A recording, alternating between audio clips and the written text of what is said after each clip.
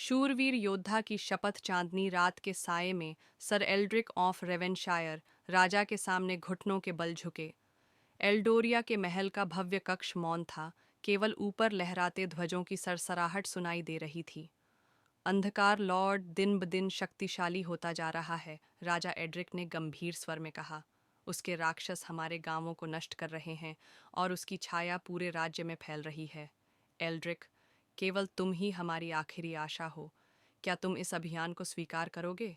Eldric ने सिर झुकाया और अपनी तलवार वैलियंट की मूठ को कसकर पकड़ा। अपने सम्मान की शपथ लेता हूँ, जहां अंधकार गिरेगा वहां मैं प्रकाश लाऊंगा। अगली सुबह चमचमाते कवच में सुसज्जित एल्ड्रिक अपने घोड़े एम्बर पर सवार होकर महल से निकले। उनका लक्ष्य था कुचले हुए काले प्रदेश ब्लैक होलो तक पहुंचना, जहां अंधकार का राजा निवास करता था। यात्रा कठिन थी। ऊंचे पहाड़ों को पार करते हुए, भयंकर तूफानों का सामना करते हुए और डाकुओं से जूझते हुए एल्ड्रिक आगे बढ़ते रहे। एक रात एक खंडहर मंदिर के पास विश्राम करते समय एक रहस्यमयी स्त्री धुंध से प्रकट हुई। एल्डोरिया के योद्धा, वह फुसफुसाई, तुम अंधकार लॉर्ड का सामना करने जा रहे हो, लेकिन केवल तलवार से तुम उसे परास्त नहीं कर सकते। तुम्हें प्रकाश पत्थर लाइट स्टोन खोजना होगा, जो एबिसल गुफा में छिपा है। एल्ड्रिक ने सिर हिलाया। मुझे मार्ग दिखाओ देवी, क्योंकि मैं पीछे नहीं हटूंगा। वह स्त्री धुएं की तरह गायब हो गई, पर उसकी बात एल्ड्रिक के मन में गूंजती रही। कई दिनों की कठिन यात्रा के बाद वह उस गुफा के द्वार पर पहुंचे, एक विशाल अंधकारमय प्रवेश द्वार जहां परछाइयां जीवित लग रही थीं। बिना डरे एल्ड्रिक भीतर प्रवेश कर गए। जैसे ही उन्होंने कदम रखा, काले राक्षस उन पर टूट पड़े।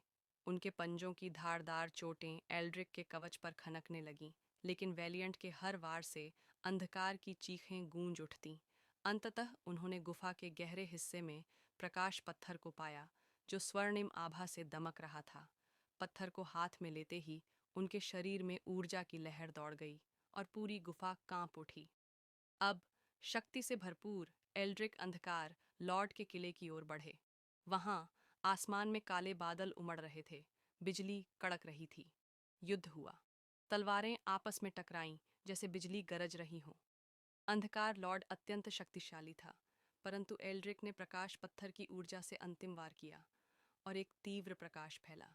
अंधकार टूट गया, किला धराशायी हो गया और पूरे राज्य में सूर्य की किरणें फैल गईं। एल्ड्रिक विजयी होकर एल्डोरिया लौटे। अब केवल एक योद्धा नहीं, बल्कि एक अमर गाथा। राजा ने उनका सम्मान किया, प्रजा ने उनका गुणगान किया। लेकिन एल्ड्रिक जानते थे, एक सच्चे योद्धा का कर्तव्य कभी समाप्त नहीं होता।